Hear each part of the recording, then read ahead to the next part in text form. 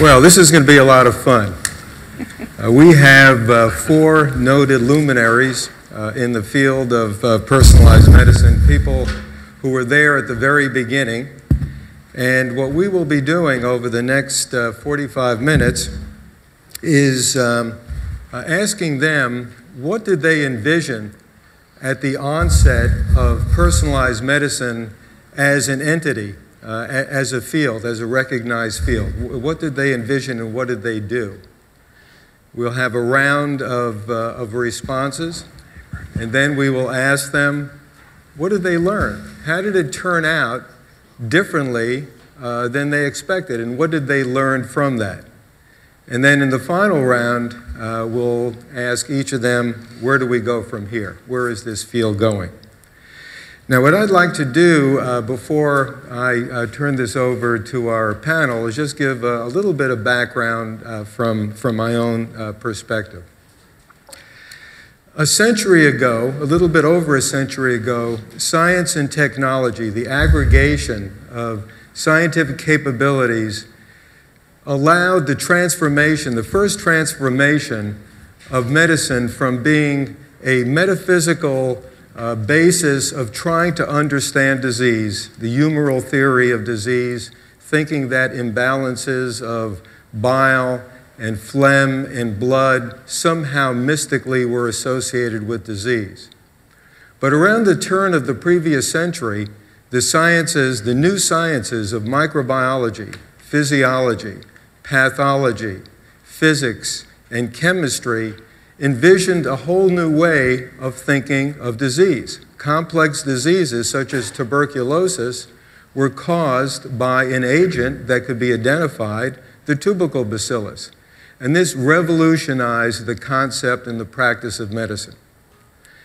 However, it led to an unstated understanding that disease was caused by a single entity. Disease was something that was inflicted on the individual from the outside or with some derangement inside. But for every complex disease, there was an etiological agent, and the role of the physician was to find it and fix it. This led to wondrous cures and understanding of disease, but as it played out over the course of a century, it left us with chronic disease. Chronic disease clearly is not caused by a single entity acting on the outside of an individual. It is the result of an individual's inherited genetics as well as the consequences of environmental exposures. And medicine, in a way, overlooked this. It was overly reductionist. So by the end of the last century, this past century, many people were thinking that medicine really ought to reflect the understanding that disease is not a destination, it's not an endpoint, it is a journey, it evolves over time. Understanding that it could evolve over time allows an entirely different approach to healthcare. And then, again, at the very end of the previous century, the aggregation of new science technologies, capabilities with genomics and proteomics, metabolomics, bioinformatics, a whole new capability was emerging that could impact health and disease. And that is the ability to predict, the ability to track, and the ability to precisely define the nature of an individual's disease.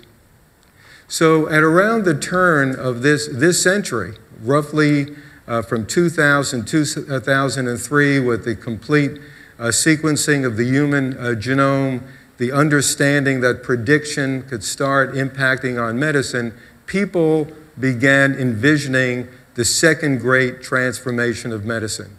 Medicine from looking backwards to disease and reacting to it, to looking forward to be proactive and personalized. In 2002, I had the distinct privilege of being chair of the Association of American Medical Colleges. And in my chairman's address at the end of 2002, I actually predicted that there would be this second transformation of medicine.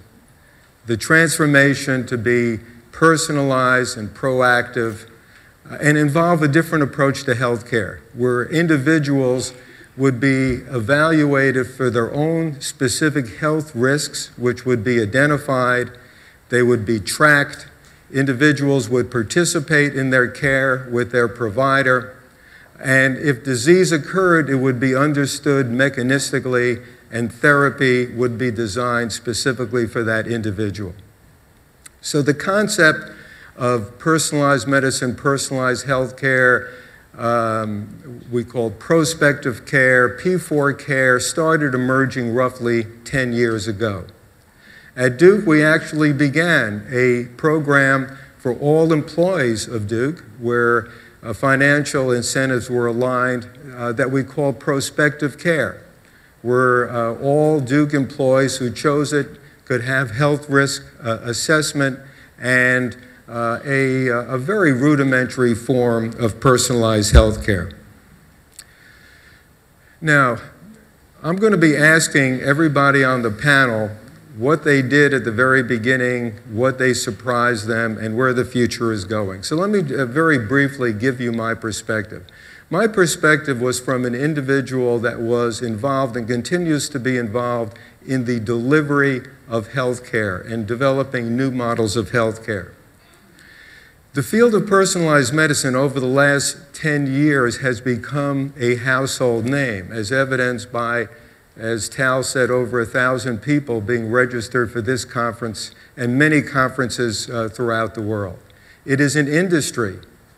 It has been recognized as an industry that may create almost $450 billion worth of revenues within the next few years, and even now approaching $45 billion in diagnostics and therapeutics that are related to personalized medicine.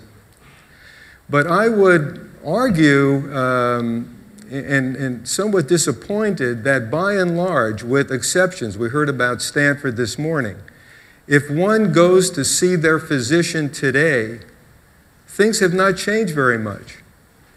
The delivery of care is still based on identifying disease and finding it and fixing it, albeit with better tools. The tools of personalized medicine are starting to impact on the practice of medicine, but it is still largely based on better identification and treatment of disease rather than this forward-looking means of practicing that we're capable of doing.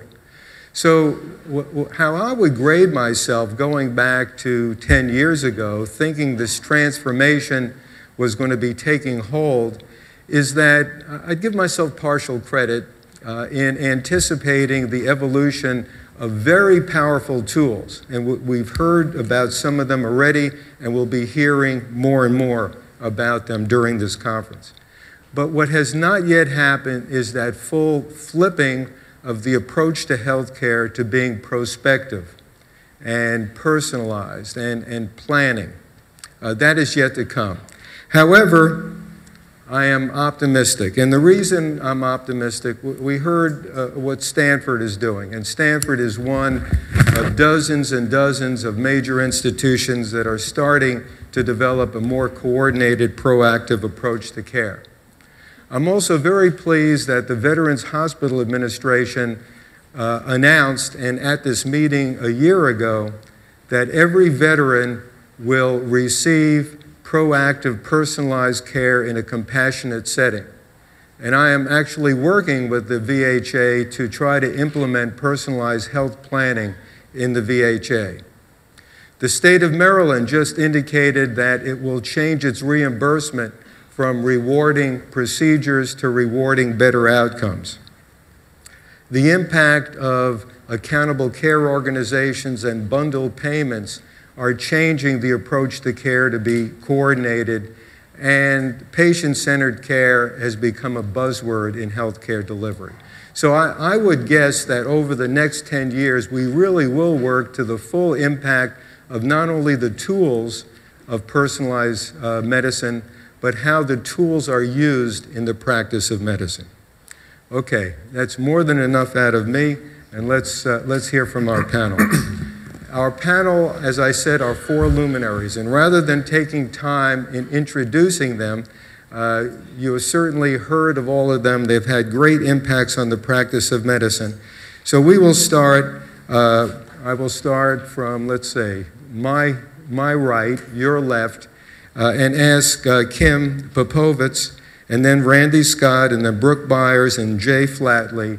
Going back to 2003, where were you in personalized medicine, and what did you do about it?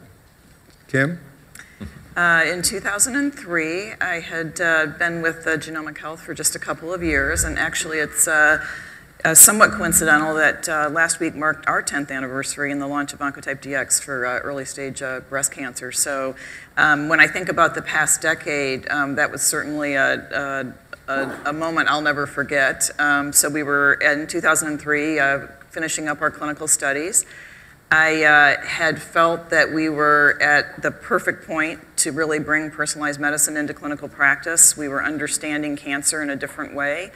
I had had the experience in my years at Genentech with the drug Herceptin, where if we had not been able to identify patients that overexpressed HER2, we wouldn't have seen that drug get into clinical practice. So having really seen the need to be able to truly get targeted therapeutics through pipelines and to patients, this whole concept of using genomics in medicine to be able to help in the treatment of cancer seemed like the ideal time to do it. So I thought the timing was perfect. I had had some experience that made me believe it, but I was in for a few surprises. So we'll hold that for the second question.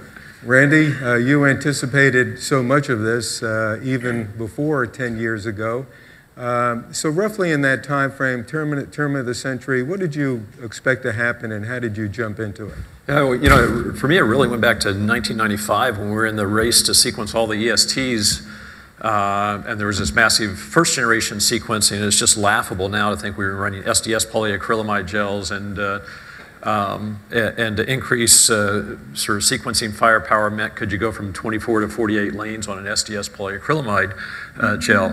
But it was about that time I read Andy Grove's book on Only the Paranoid Survive, which was kind of a 20 or 30 year history of Silicon Valley describing the Moore's Law effect. And it really hit me for the first time in '95 that this is exactly what was going to happen in biotech. Just like a semiconductor, there was really almost, I mean, the limits to where you could miniaturize the sequence DNA was at the single molecule level, and we were doing it so crudely in '95 that it struck me then that the future was really about personalized medicine. It was not about doing big databases for big pharmaceutical companies or big research projects, and that really came home to rest when I had a really close personal friend in '99 diagnosed with late-stage colon cancer and realized for all the science and technology that we had, the Human Genome Project coming along, there was nothing I could do to help my friend. And she passed away a couple of years later, but that was really the motivation to start Genomic Health. So there it was kind of a multi-year course, and by 2004, 10 years ago, we had just launched our first breast cancer product. And I was actually quite excited because our second product was going to be in colon cancer, and that's the sort of the product I wish I would have had, you know, years earlier from my friend who was diagnosed with colon cancer, but of course much too late. Brooke, you were there even before the beginning. One of the in the beginning there was Brooke. What's he say? That was meant to be a compliment, Brooke. You anticipated the development of the life sciences as emerging industries and the importance of focusing capital on innovation in healthcare and led KPCB into this area long before the personalized medicine revolution. But I know that you were a very key player in this from the very beginning and in many ways responsible for quite a number of successful companies in the field. What were you thinking going back to around 2003 or so? Well, to go back before that, since you referenced my age, thank you, Ralph. I had spent the couple of decades before on drug development, monoclonal antibodies, small molecules, gene therapy and things like that. And it seemed like that the armamentarium of drugs had gotten to the point where there were a lot of them and the pipelines were going well. But the other side of the equation, the diagnostic side, wasn't as developed. And diagnostics account for just a couple of % of healthcare spend and drive the majority of medical treatment decisions. So that seemed out of whack. And then Randy Scott and I started talking around 2000, 2001 about this imbalance. And Randy had the idea for genomic health and was kind enough to invite me and our firm to get involved. And that's how we got involved. There wasn't even a term personalized medicine back then, or precision medicine, or P4, or whatever we call it now. But it has become an evolving mindset, in a sense. And so that has come over those periods. While I have the chance to talk in the initial part, I also think we should all thank Tal and the PMWC team for putting this conference together. This is the best personalized medicine conference there is today. So,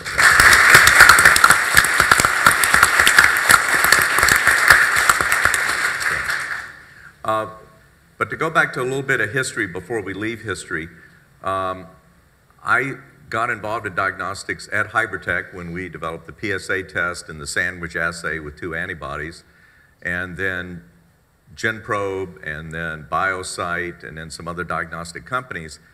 And they were very successful, and they did wonderful things for medicine. But we today are going to talk a lot about sequencing, right? And the complexity and the variance. But to give historical perspective, back then, we were using the new technologies and techniques, and we were generally coming up with, is something present or not? We're looking at one marker. We're going to quantify a marker, and that was important. Now, fast forward to today and think about what we're able to do with what was announced last week, and your 500 as well. And thank you for all those tools. So this is I think the turning point. I agree with you, an inflection point. Before Illumina, you were with molecular dynamics. You obviously envisioned a lot of change in healthcare delivery capabilities early on. Put yourself back again at the very early part of this century and give us a sense of what is it that was driving you in terms of what you were thinking these technologies were capable of doing. Well, like others on the panel, I think for me it predated 2003 and probably, at least from a thinking perspective, began around 1995 when we were working at Molecular Dynamics on a capillary-based sequencer, which had at least a theoretical potential of dramatically improving the ability to do sequencing. And being an engineer, I was incredibly naive about the complexity of the biology. And I ran into Randy Scott at Insight, and Randy was such a smart guy. I figured that if he bought a bunch of these sequencers, he'd figure it all out. And by the end of by 2000, we'd be done. And we all know how that turned out. But we launched that product into the market, and we sold that company ultimately to Amersham in 1998. And then when Illumina got started in the early part of this decade, or I guess the prior decade, we began working on array technology. And by 2003, our key focus was on building high-density microarrays. We had figured out that there were these things called SNPs, and everyone was quite hopeful that if you compile more and more SNPs on a single microarray, run that through large populations, and do that economically, that we could have a real breakthrough with the common variant, common disease hypothesis. Okay, well, thank you for this introduction. Now we really kind of get into it, and I want you to be as revealing and as provocative and as pithy as you possibly can, because we have 4 individuals who've been incredibly successful, have been shakers and movers. Given from what you anticipated roughly a decade ago, or when you start envisioning this more predictive approach to healthcare, what are the key learning points and surprises that you had along the way? What were your real naivetes? What was unexpected that occurred that we could use as learning points going forward? Kim? Well, I have to say, Randy left a few things out when he told me how this whole thing was going to unfold back in 2000. So I'll always remember our first meeting, though, and thinking, wow, this is an incredible idea, and if we can make this happen, this is really going to transform the way we treat cancer, and we have. So I want to say first that I think we have made a good deal of progress and certainly more to go. Randy mentioned only the paranoid survive. He also taught us all about the innovator's dilemma and thinking about disruption. And I actually thought about disruption in the way of the science and the tools, the Moore's Law piece of it. I wasn't actually thinking about disruption in the sense of a business model and what was going to have to change. And the naivete I had at the time was coming out of the drug world. I was accustomed to phase 1, phase 2, phase 3, and FDA approval. Something goes into the market, you put a price tag on it, you get paid, and you go on to developing the next drug. And so in some ways, I think that that mentality that we had at Genomic Health, because we had come out primarily from the drug side of things, was a bit serendipitous, because I think if we had tried to approach this as a traditional diagnostic, we would have failed. We would have never been able to prove a business model where value mattered. And when you think about innovation or you think about disruption, what generally happens is it's the incumbents are off balance. And so what I had not anticipated is that payers, physicians, and regulators weren't ready for this. And so every avenue we were going down in terms of this makes perfect sense. We know that we're overusing chemotherapy to treat early stage cancers. We got to do better. Here's a potential solution that is just obvious, especially if you have the clinical data to back it up. And yet we couldn't get traction around reimbursement, around shifting that value proposition that Brooke mentioned from thinking about prescribing drugs and doing procedures versus diagnosing disease better up front. And so that's when I realized we probably were ahead of the curve in a sense that wasn't going to work to our advantage. Regulators didn't know what to do with these types of tests. Payers didn't know how to determine value. We had a reimbursement system that was designed around activity. It was not designed around outcomes. So knowing that we had to address all of that, and on top of it, we think about the physicians. They weren't trained in this area, most of them. It was going to definitely change the dynamic or the relationship between the physician and patient. So all three of those things became, obstacles that we had to overcome. So starting out with innovating with the science, we then learned that we really had to innovate with the business model and bring together stakeholders and form coalitions to bring our community forward to be able to serve patients, not just cancer patients, but patients in other therapeutic areas that could benefit from the wonderful technologies that Jay was developing and in other companies to be able to get it into clinical practice. Randy?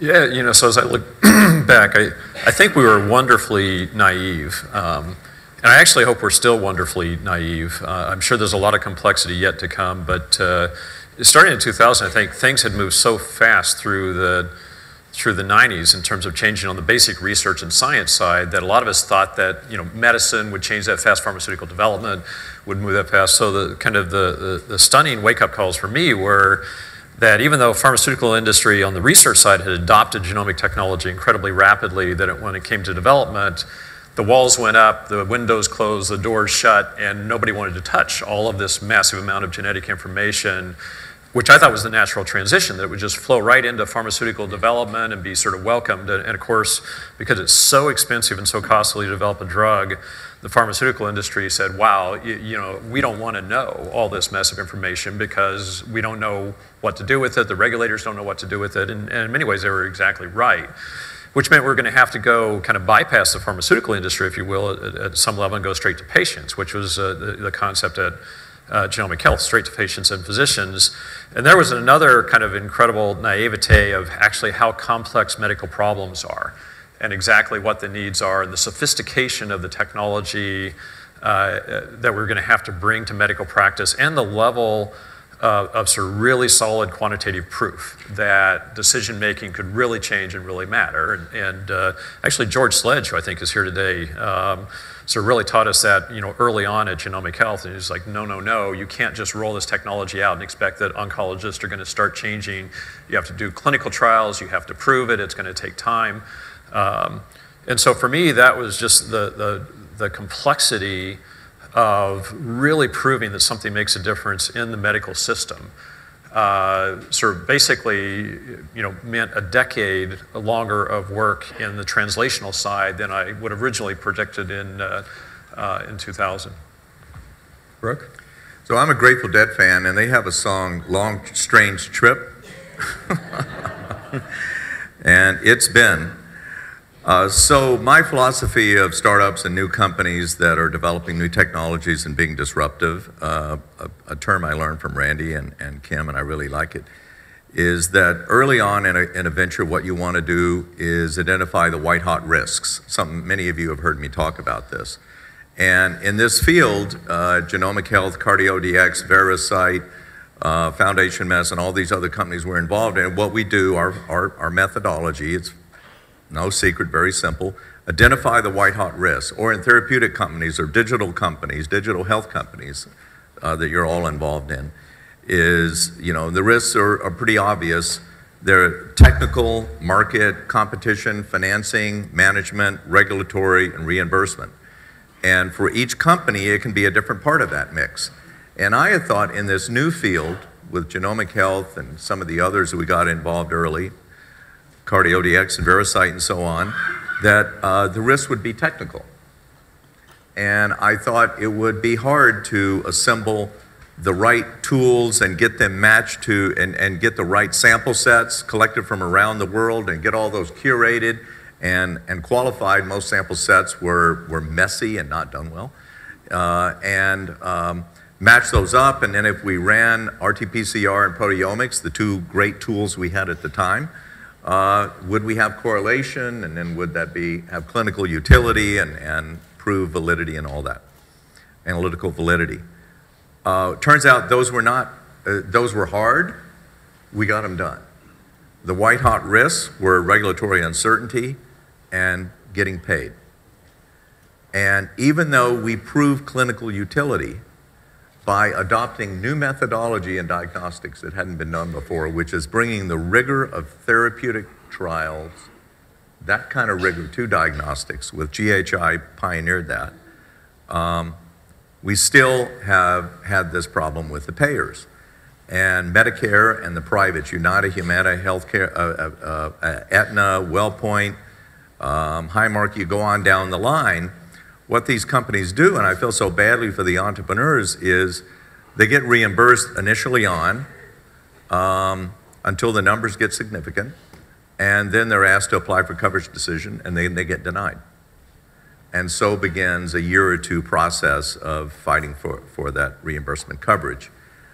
I'm always an optimist, so I think things are slowly getting better. The bellwether used to be Medicare, and this is what we've been going through for the past 10 years. So you asked about sort of state of the art of things that are going on. There have been some guidelines set up for getting reimbursement from some of the MACs, but then those have shifted a bit too. I think legislation may be one solution to this, and there are people working on that. If you're not already a member of the Coalition of 21st Century Medicine, you should join that. We're all stronger together. There's no way one company is going to get legislation done or affect the regulators, but together as a group, we can do that. And I think when we get to the future, I'll talk a little bit more about that. The other thing about what we've had to do is pivot, right? That's a term that's used a lot. And I think a pivot is important to be able to do in all of your companies. I define it as changing a strategy without changing the vision. So keep your same vision, but you are going to have to pivot several times. And every company represented, the ones up here, and I'm sure you've done it many times too, and I'd love to hear some of yours, because everybody looks at Illumina now and says, oh wow, everything went so smoothly. It's easy, it's easy. Yeah. Right. Well, for us, like the rest of the panel, probably the single biggest surprise was how difficult it was to penetrate the clinical markets with our technology. So we had tremendous success in moving the technology quickly. We had 1 million SNPs on a chip going to 5 million. And frankly, the biggest market that we saw for that was in pharmaceutical clinical trials. And we thought, and we had a bunch of advisors who told us this, that if you can get an array with 1 million SNPs on it and you can price it under $2,000, that every patient in every clinical trial would be genotyped. And we believed that in 2003, 2004. And to this day, I don't know if we ever sold a chip into that market. Maybe a few, but I could never identify it. And so we had to pivot. That wasn't our big market. Our big market opportunity was the research going on in the GWAS era. And luckily that market was big enough that we did really well there and were able to move on to sequencing. As we tried to figure out what was going on in those markets, we began to learn much more about the perverse incentives in the healthcare system and in the clinical markets. And we asked the pharmaceutical companies, we're giving you great information here. Why aren't you using it? And the answer was, we don't know what it means. And we don't want any data points we can't explain, because we don't want to put that in front of the FDA and have them ask a question we can't answer. And so we were producing amazingly valuable information, but the customers didn't want to use it. So one of the very few things I remember from high school geometry was being taught that the shortest distance between 2 points is a straight line. And I would say for much of my career, I believe that. I felt that figuring out the shortest distance between 2 points was 90% of the challenge. What we are hearing from the group and from myself is going back 10 years ago, the concepts of personalized medicine, personalized healthcare, P4 medicine, systems medicine was so compelling. All we needed to do was lay out this potential solution as well as the technologies, and the world would buy it. And what we have just heard is that, at least with healthcare, the shortest distance between 2 points is not a straight line. It is a very convoluted line. What I learned is the embedded understanding culture that people have, that they grow up with, how they're trained, how they think as physicians is very hard to change. The other thing, it's an oversimplification, but what I have learned is that medical practice, much more than I ever thought of going into the field or growing up in it, medical care follows the money. It follows the reimbursement. And this is not necessarily a bad thing. It is a reward system for what is the right thing to do. The term perverse incentive was mentioned. And I could tell you from a healthcare delivery side, the perverse incentives to do things other than personalized medicine, this predictive type of care, in many ways are compelling to slow down the field, but they are breaking down very, very quickly. So now for the last part of our session, we're going to hear from people who have done incredibly well despite all the challenges. Where are they putting their bets right now? So, those of you who are going to be investing your own time in this field over the next 10 years or more, I'm really interested to what our panel says. What are you betting on over the next 5 to 10 years? Well, first I would say genomic medicine is here to stay. I don't think there is another way out. I think the value is just too high. I think that the noise level today around these perverse incentives and the idea that it's more lucrative to develop a drug than it is to develop a test, we've got to change that, and we are changing it. So I think going forward that we're in a very good position to overcome some of the barriers that we've all just highlighted. I also think that, today when we think about targeted therapeutics or diagnostics in the molecular space, we focus a lot on efficacy and dosing. You hear frequently people talk about right drug, right patient, right dose, which is all very important. But I see that shifting really to look at prevention and detection, immunotherapy. And the way that we're looking at that now at Genomic Health is in our ability to be able to detect cancer from blood or from liquid, urine, blood, any kind of liquid sample. So the idea that we can take the technology now to a place that we could actually potentially diagnose cancer even earlier, because if you think about the cure for cancer, we're probably not likely to cure cancer in the same way we weren't likely to cure a myocardial infarction, right? So we figured out a way to prevent heart disease. We learned a lot more about it. We figured out a way to prevent a disease like polio by creating a vaccine, but we didn't actually cure polio. And I think in some respects, cancer will be the same way, that we're going to figure out how to do better. And I think about the name genomic health, which is what it's always meant to us, is rather than focusing on the metastatic patient, let's start focusing on finding this disease earlier, because the cure is really when the surgeon can take care of it. And we don't have to employ a lot of other strategies for a late and metastatic disease. So I really feel like we're going to move towards answering some of those questions because we have the technology at a price point that we can use it not just in research, but we can get it to clinical practice, and we can answer those questions earlier. I've also of late seen quotes from many that I have great respect for, and some that were actually in the early days, a decade ago, probably not as supportive as I would have imagined around the whole space of genomics, but talking about, you know, this next decade being a revolution, being as transformative as the discovery of antibiotics. And I believe that's going to happen. I think we will never see a patient diagnosed with cancer that their genome isn't sequenced. A baby will be born, their germline will get a germline sequence, we'll be comparing somatic mutations to germline sequences, and it's all coming together from various angles. You know, we're committed to staying focused in cancer, and it's a perfect pass the baton to Randy because you're, you know, working on this from a couple of other angles as well. Randy? Yeah, so for me, you know, every entrepreneur is different, but I'm affected enormously by personal sort of episodes with the healthcare system, and I think that's where we really learn about sort of needs. So just like my friend with colon cancer, that was really the driving force to start Genomic Health. Right after we started Genomic Health, I actually had a family incident in which my sister's son had a little baby girl. Everybody was very excited, and then within a couple of days of birth found out that she actually had a rare genetic disease called galactosemia.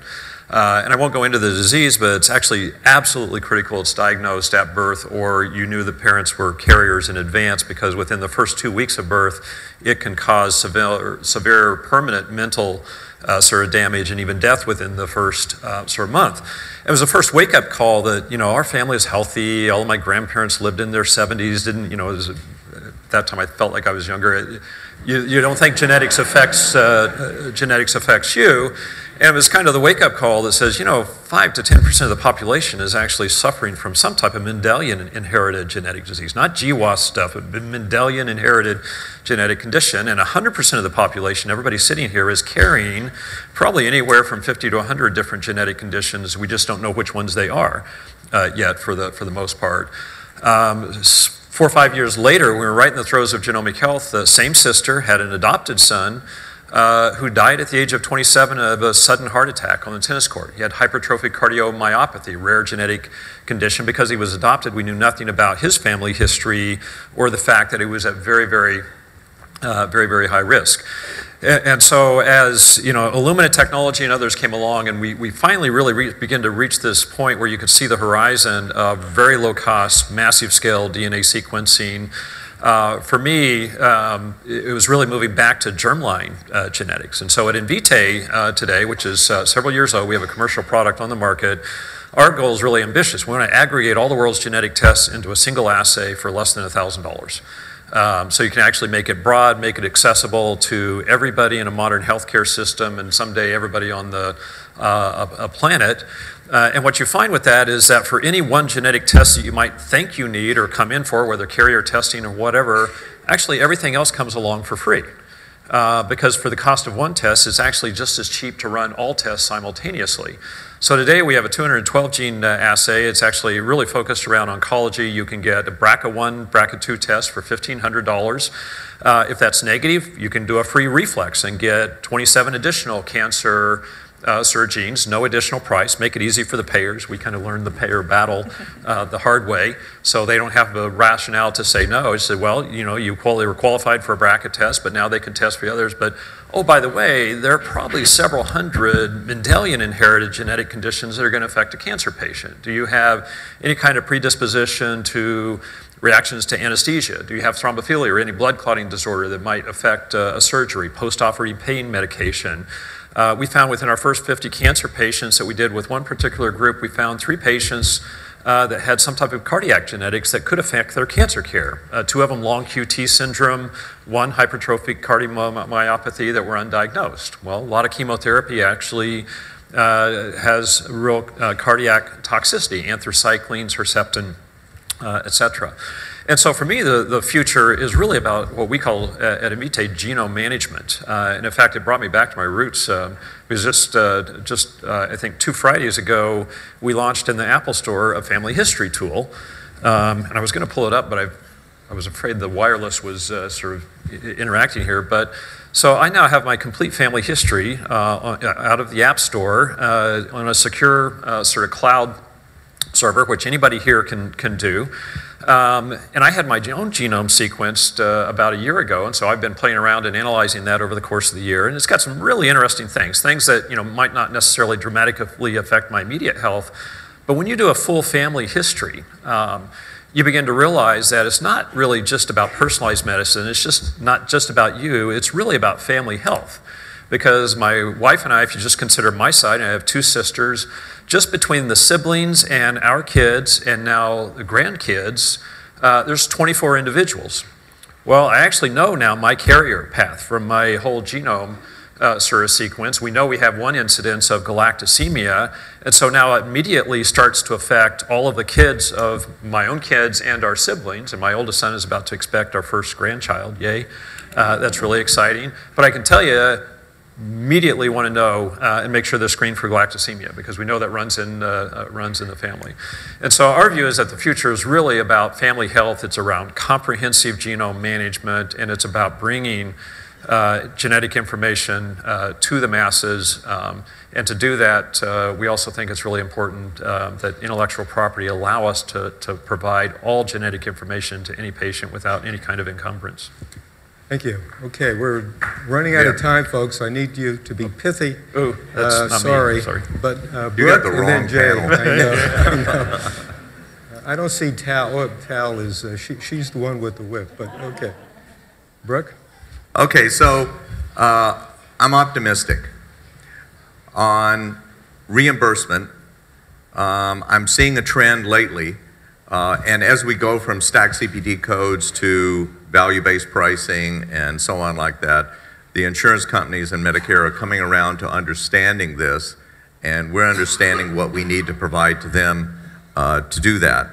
And so, and even some insurance companies are saying, okay, we get it now that the test is going to cost $2,000, $3,000, $4,000 or $1,000 or whatever, but we do buy in that we will save money over the longer haul, even if some certain number change. I'm also optimistic because more investors are coming into this space. 2013 was a good year for the diagnostics and sequencing space and personalized medicine area, as you've all seen. And so that'll have a pull-on effect as well. Examples of why I'm also optimistic is that the application of digital and the management of patients through the whole spectrum of their decision making and all of that, connected with what we come out with here, is coming together. Cell-free DNA is becoming a reality. An example is in post-transplantation management and the other things that Randy mentioned. And if I can mention one company on Foundation Medicine, for example, I want to go back. I thought about it because of Herceptin. We open every board meeting with a couple of patient stories. And a recent board meeting started with a patient down in Southern California at a famous medical center was diagnosed with colon cancer. And he failed the first 3 cycles of the normal thing given to it. And he was sent to hospice and he wasn't going to make it. But finally the sample was sent, sequenced for the known 260 mutations. They detected HER2 mutation. They gave this male patient Herceptin, and a month later he went home. Partial remission, we hope full remission. These unexpecteds, if you show up at most medical centers with a lung cancer, they're going to test you for 4 or 5 known mutations or molecular changes or variants, and that'll cost $6,000 to $8,000. So today, and it's going to get even lower with the tools that Foundation runs, the Illumina platform, you can have all 260 known, and it's being added to every day. So I think we're all in a wonderful position here. We're in a wonderful sector. It's a great way to spend our lives and careers. Thank you. Jay? Yeah, I'll try to be quick. Okay. Our customers are doing amazing things with sequencing technology, and you've heard some stories about those, so it's incumbent on us to continue to drive this technology forward from a price performance perspective, make it easier to use, and improve the informatics. We also think, as I mentioned in my introductory remarks, that building large-scale databases is critically important. We're focused on providing the backbone architecture to make that happen, along with a lot of other people, because we think the rate of discovery now can go up radically given where sequencing prices have fallen, and we want to make sure that happens, and that the data have ways of being shared so that we can all take advantage of the fact that these data sets come together and we get the exponential leverage of the increasing sample numbers. The statistics show it's all about the sample numbers now, and so we've got to really focus on that. The last thing I would mention is that we're very attentive to improving the education level of people who might be using these technologies, and so we run a program called UIG, Understand Your Genome. It's focused on physicians, policymakers, to some extent consumers, clinicians. At $5,000, you come in, get your entire DNA sequence analyzed, a day and a half of seminar, and then you get your genome back on an iPad with a full interpretation. And just one last anecdote to wrap up. I got sequenced first about 3 years ago. Every year the interpretation improves, and this year I got my new report and learned that I have something called malignant hyperthermia, which I had never heard of, but it's this mutation that causes people to die suddenly under anesthesia. And I never knew I had this. No one in the family knew that this was in our family, but now I know if I ever go under anesthesia, I need to make sure that my attending physician isn't reading the Wall Street Journal. So. Okay, well, you've heard it from the experts, from the beginning, and where the future is going. Tal, 10 years from now, if we could kind of book this panel again, we could grade these four luminaries and see how close they came to getting it right. Thank you very much.